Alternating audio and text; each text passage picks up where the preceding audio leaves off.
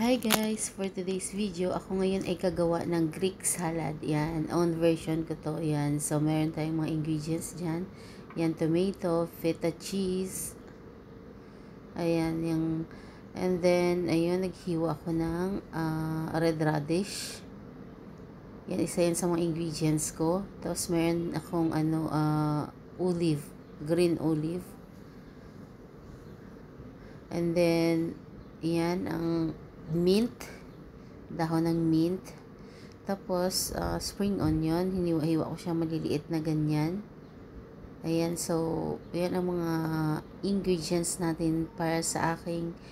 Tapos, ayan, maglalagay ako ng unting lettuce para dyan sa ating salad. Ayan.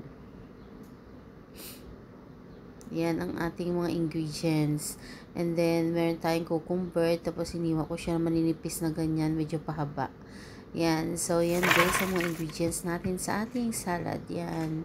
Lettuce. Yan. Hiniwa ko siya ng pa-square.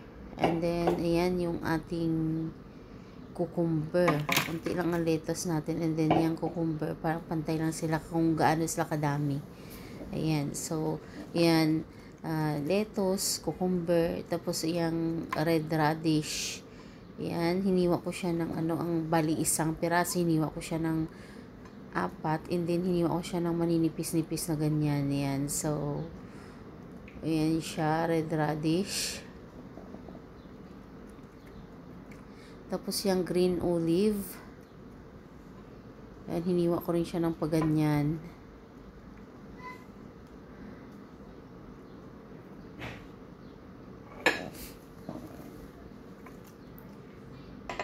Tapos yung cherry tomato ay hiniwa ko sa 4 din.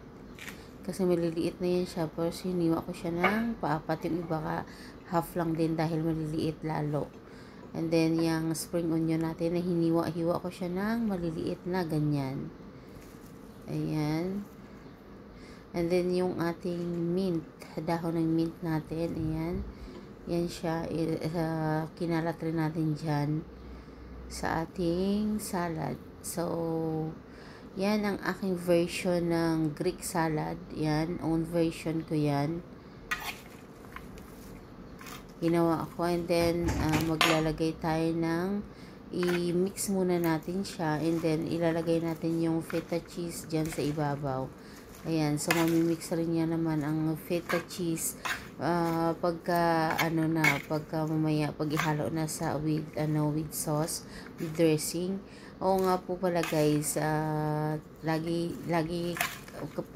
ready na yung salad natin kainin, saka natin ilalagay yung sauce niya para hindi maging lalambot yung ating mga ingredients salad. Still pa rin siya fresh, and ang salja ay pa rin parang kada kagat natin ng ating salad ay parang tumutunog pa rin sa ating ngipin yan. So, ilalagay na natin yung feta cheese. Lagi natin tandaan na kada gawa ng salad ay lagi dapat ilalagay ang sauce pag ready na siya kainin ang ating salad. So, sa mga bago sa aking channel, please don't forget to subscribe, like, and comment po. Kung nagustuhan nyo po ay pwede nyo po yan gayahin. Ayan. So, dahil Ramadan ngayon, so lagi akong gumagawa ng salata. Kaya, nag-isip na naman ako ng iba. Ayun. So, ito ang ating salad for today's video. Yan. Greek salad. Yan. Yan ang version ko ng Greek salad. Ayan. So, sa mga bago sa aking channel, please don't forget to subscribe once again. Yan. Thank you so much for watching, and God bless to all of us. So, ang dressing niya guys ay meron tayong mustard, meron tayong sumac, and then naglagay tayo ng kasi supposed to be ay wine. But ang nilagay ko na lang ay balsamic vinegar, 2 spoon, and then olive oil of course, and then salt. Yan. So, and then naglagay ako ng sobrang unti ng sugar para mahalo ng gusto ko ang lasa ng sauce natin. Yan. So, yan ang ating video for yan ang ating recipe for today's video.